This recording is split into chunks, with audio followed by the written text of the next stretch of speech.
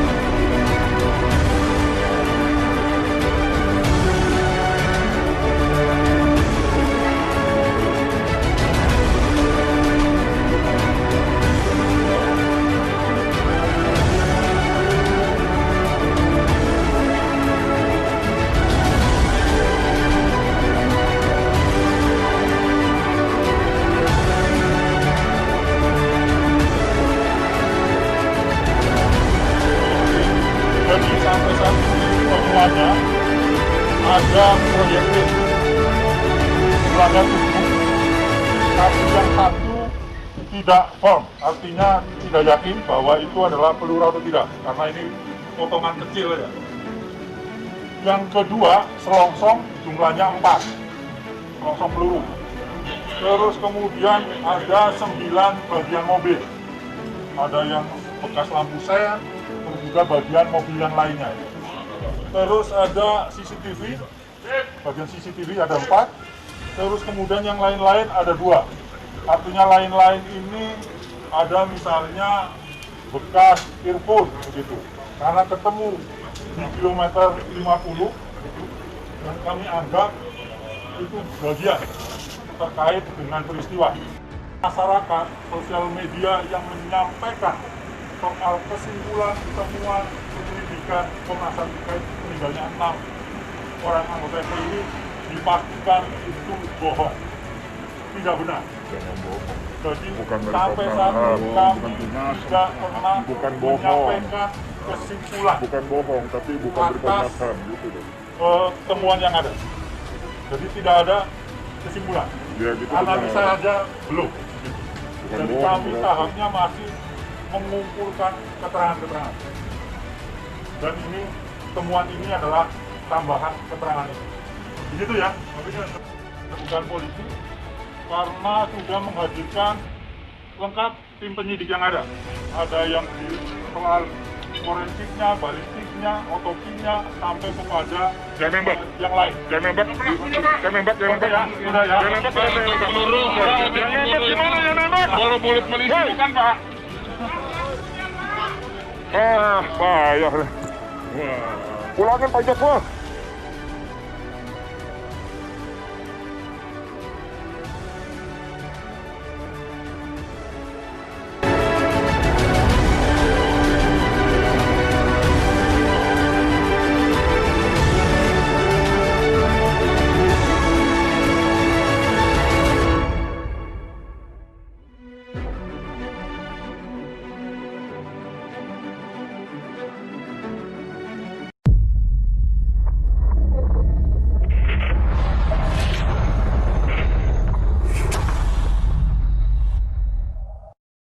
Assalamualaikum warahmatullahi wabarakatuh, saudara.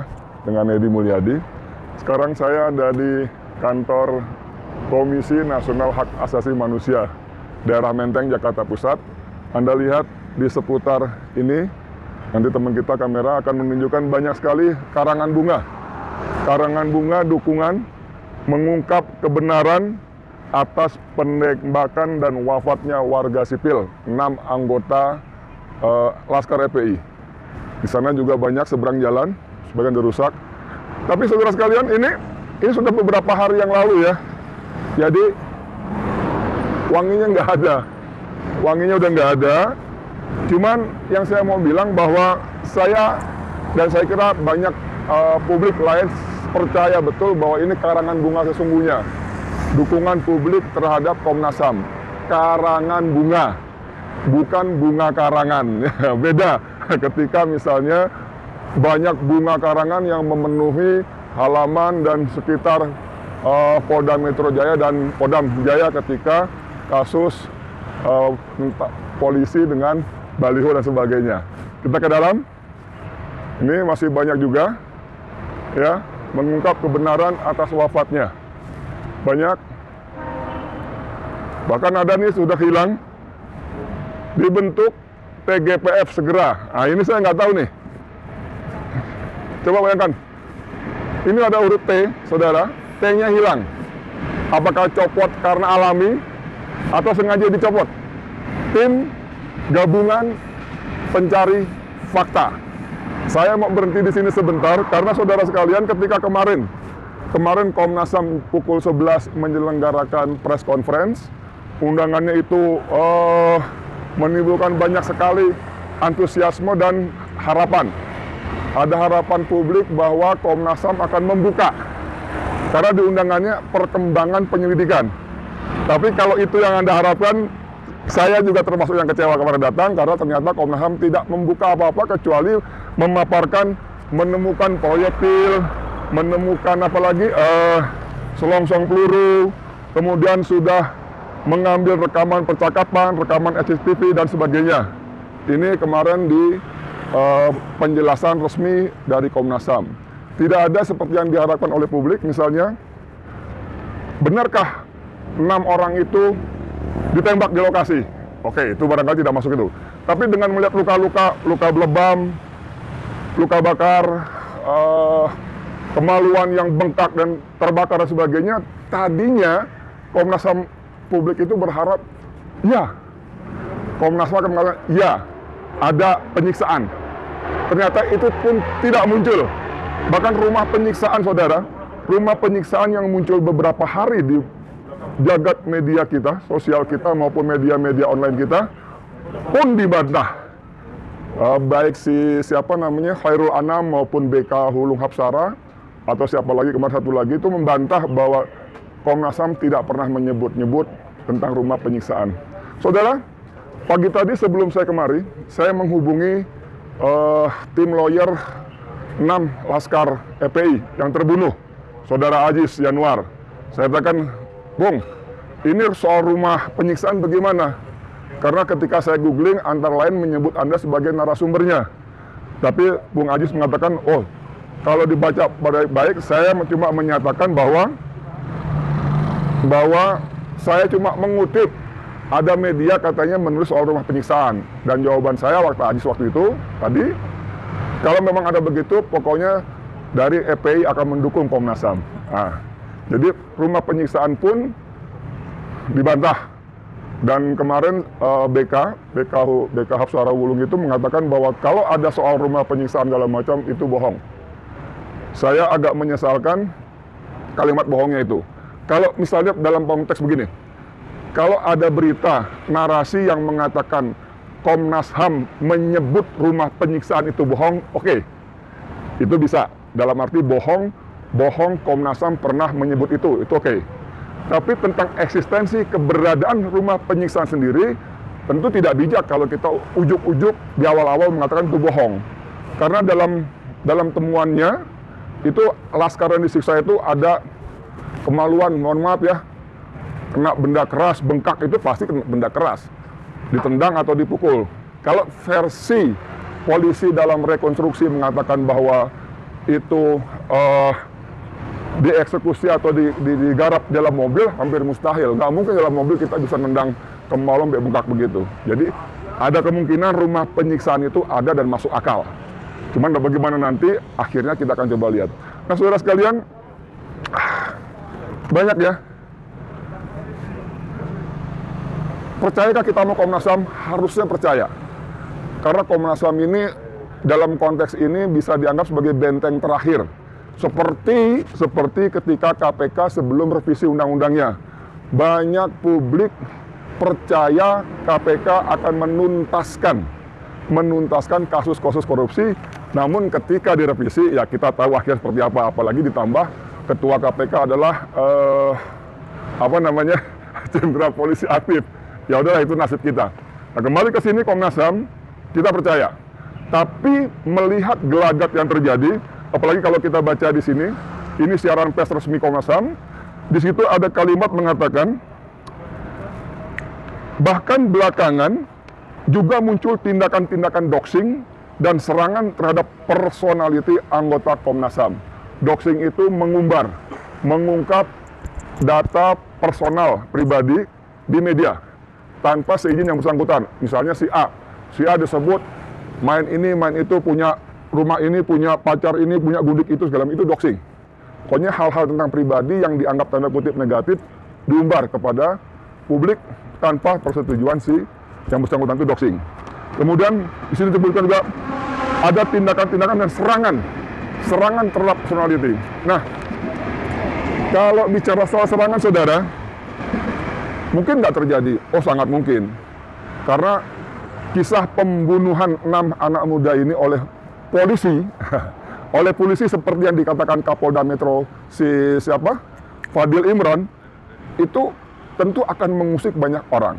Bahkan kalau ini ditelusuri dengan baik, tidak mustahil akan mengungkap jaringan-jaringan di atasnya lagi. Posisi di atas sekedar Kapolda, bisa jadi Kapolri, saya nggak tahu, bahkan mungkin Presiden, nggak tahu, bisa jadi. Sehingga banyak ada kelompok-kelompok yang berkepentingan agar ini tetap tertutup dengan rapat. Katakanlah beginilah, kita berhusnuzon, berpositif thinking bahwa Komnas HAM tetap transparan, independen, berintegritas, berani menepis semua tekanan. Tapi sesuai prosedurnya katanya, seperti yang disebutkan dalam berita sebelumnya, bahwa Komnas HAM hasilnya paling banter cuma rekomendasi saja. Dan berita sebelumnya mengatakan bahwa rekomendasi itu akan dilaporkan kepada Presiden. Kita melihat pengalaman yang sudah rekomendasi Komnas HAM tentang pelanggaran HAM tidak ditindaklanjuti oleh pemerintah. Saudara sekalian, tadi saya katakan data TGPFT-nya hilang. Saya tidak tahu apakah Komnas HAM berani menepis tekanan-tekanan, intimidasi. Karena ketika saya membuat laporan di kilometer 50, ketika saya dipanggil Bareskrim, teman-teman wartawan senior mengutip penjelasan sahabatnya yang juga mantan komisioner Komnas HAM, dia mengaku bahwa dalam menjalankan tugas-tugasnya mengungkap kebenaran seputar penegakan dan hak asasi manusia, dia mengalami banyak intimidasi, bahkan ancaman. Dalam sebuah informasi itu dia mengatakan sebaiknya Edi pergi dulu deh ke luar negeri boro-boro. Tapi itu menggambarkan bagaimana mengerikannya ancaman-ancaman. Dan pada kasus ini saya sangat percaya tidak mustahil Komnas HAM, komisionernya entah Hairul Anam atau kemarin BK atau yang lainnya lah, siapapun dia di Komnas HAM, tidak mustahil akan mendapat tekanan-tekanan. Nah, untuk itu saudara, kita mendorong dibentuknya tim gabungan pencari fakta.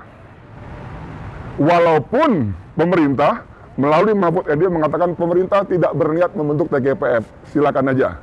Walaupun Presiden setelah diam beberapa hari, kemudian dia ngomong tentang pembantian ini, yang omongannya sungguh sangat mengecewakan, karena dia justru mengatakan masyarakat jangan semena-mena, negara tidak boleh kalah. Ini kan aneh, Mas Jokowi, yang semena-mena itu aparat. Rakyat, masyarakat nggak bisa semena-mena, nggak punya apa-apa, gila banget, nggak punya apa-apa. Jadi ucapan Anda, sampean yang mengatakan masyarakat jangan semena-mena itu kebolak-balik, Mas. Harusnya sampean sampaikan kepada aparat yang punya senjata, yang punya pistol, yang punya bentungan, yang punya kekuasaan. Jangan semena-mena kepada rakyat, itu baru presiden yang benar, ya. Jangan dibalik-balik. Lalu negara tidak boleh kalah, Mas. Waktu seorang pendeta terbunuh, Anda marah, Mas. Ini ada 6 anak muda terbunuh, disiksa, Anda tidak komentar apa-apa, justru begitu komentar, menyakitkan hati umat, menyakitkan hati rakyat, menyakitkan hati keluarga yang dibantai. Nah, kembali ke soal tadi, kita dorong ada tim gabungan pencari fakta yang tidak hanya Komnas HAM, tapi ada lembaga-lembaga, institusi, kelompok-kelompok swasta yang concern, peduli dengan penegakan HAM. Baru setelah itu kita boleh percaya atas hasil-hasilnya. Persoalan pemerintah tidak mau bentuk, monggo. Kadang-kadang kita juga nggak perlu SK pemerintah kok, nggak perlu. Saya dorong misalnya Bung Natalius Pigai, misalnya Bung Hari Azhar, atau perempuan siapa itu ketua kontras yang baru. Kalian kumpul, bentuk TGPF, kerja. Walaupun sekarang bukti-bukti banyak dihapus, dihilangkan, nggak ngerti lah. Kayak kilometer 50 itu sudah habis semua, ya. Jadi itu yang dibentuk, dan saya ingin mengutip artikel dari sahabat saya, M. Rizal Fadilah, reporter senior juga di FNN. Dia menulis artikel berjudul "Meragukan dan Mempercayai Komnas HAM". Saya mau kutip paragraf terakhirnya saja. Dia mengatakan, alangkah ruginya jika menjadi unsur tak terlibat dalam perbuatan, tetapi ikut terhukum karena menyembunyikan kebenaran. Sebaliknya, pahala besar akan diberikan Allah SWT bagi mereka yang berlaku jujur dan memberi banyak manfaat bagi kehidupan orang banyak. Komnas HAM, kami ingin percaya kepada kalian. Komnas HAM, saatnya saat ini kalian menunjukkan bukti bahwa kalian bisa tetap independen, berintegritas, dan transparan.